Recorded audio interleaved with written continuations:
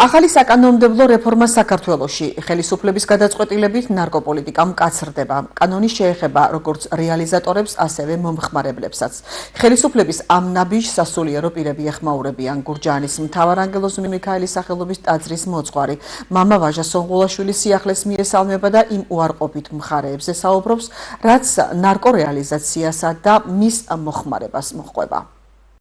მე მინდა ვთქვა, რომ ნარკოტიკი არის ერის დაღუპვა და ადამიანების ჩვენი ახალგაზრდების გენოფონდის წახდენა და დღეს არსებული ნარკოპოლიტიკა არის და სამწუხარო რეალობა, ეს ჩვენ რეალობიდან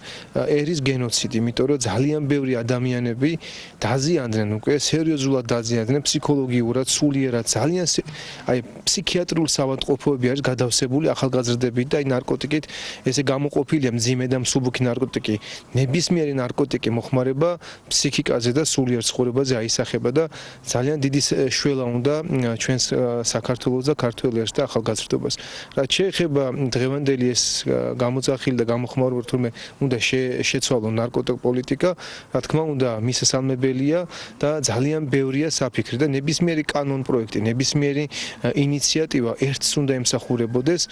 ჩვენი ქვეყნის კეთილდღეობას და ქვეყნის კეთილდღეობა არასდროს არ დადგება თუ ჩვენ ახალგაზრდებს სწორად ჯანსაღად არ აღზრდით და ნებისმიერი კანონი უნდა ემსახურებოდეს ახალგაზრდების სწორ ცხოვრებას, ჯანსაღ ცხოვრებას, როგორც ფიზიკურ, ასევე სულიერ ცხოვრებას. Რა თქმა უნდა, ერის წინაშე ძალიან დიდი დანაშაულია ნარკოტიკის გაყიდვა, ის საშინელი დანაშაულია,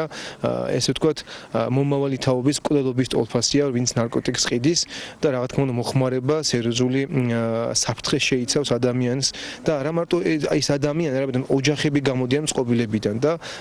ოჯახური თანაცხოვრება იდილია, დარღვეულია, რომელ ოჯახშიც თითო ნარკო დამოკიდებული ადამიანი ცხოვრობს. ასე რომ ეს არის კომპლექსურად ჩაბმული მთელი რიგი პრობლემები და მარტო კანონ პროექტის მიღება არა, შედეგზე უნდა გავიდეთ და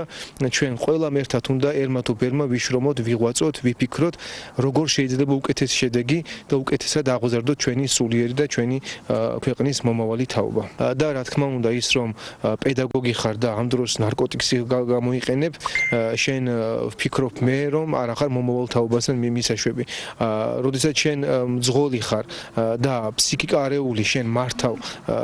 საჭეს და ამ დროს შენ შეიძლება მძღოლი ხარ და ამ დროს კიდე სხვა ადამიანების სულის და ფიზიკური ცხოვრებას გაბარია და ან ტრანსპორტირებას ახდენა ან თუნდაც სკოლის მოსწავლეების ან ნებისმიერ რა თქმა უნდა არ ახარ შენ საჭესთან მისაშვები ადამიანი, იმიტომ რომ საშინელი და საშიშროება არის რომ საფრთხე შეუქმნა მათ სიცოცხლეს და ნებისმიერ ადამიანის სიცოცხლეს და რა თქმა უნდა ის ვინც ყიდის ეს არის საშინლად დამნაშავე ქვეყნის გენოფონდის წინაშე და მკვლელობის ტოლფასია, რომელიც ყიდის ნარკოტიკს.